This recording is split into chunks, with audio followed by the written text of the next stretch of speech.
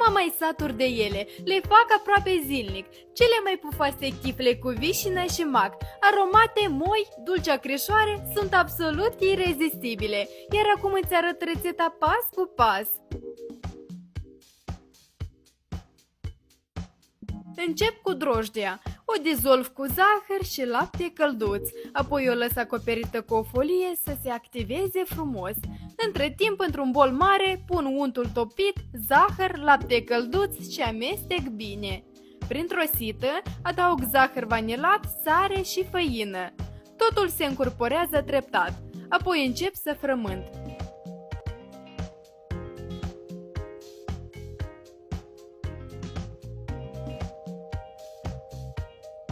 Când aluatul începe să prindă formă, adaug drojdea deja activată și exact atunci îmi amintesc de gălbenușuri. Pun 2 gălbenușuri și continui să frământ până aluatul devine neted elastic și frumos lucios.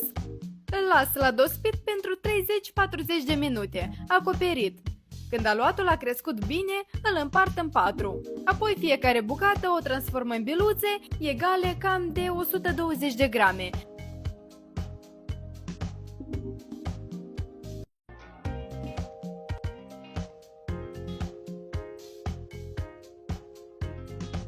Întind fiecare bilă, o tai pe jumate, pe o parte pun pastă de mac, găsești rețeta completă pe canalul nostru de YouTube. Iar pe cealaltă parte pun vișină congelată trecută prin amidon, ca să nu lase sucul în aluat în exces.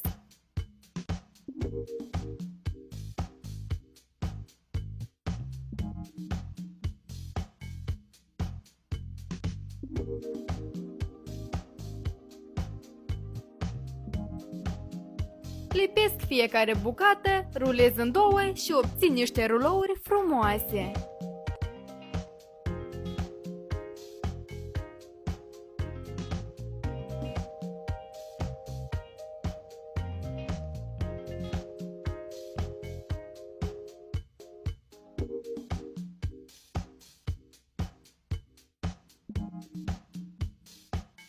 Le așez în tavă, le ung cu gălbenuși de ou,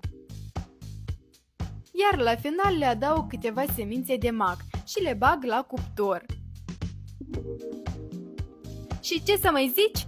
Iată așa obții cele mai pufoase chifle aromate perfecte lângă o cană de ceai sau o cafea. Poftă bună și nu uita să salvezi rețeta dacă ți-a făcut cu ochiul!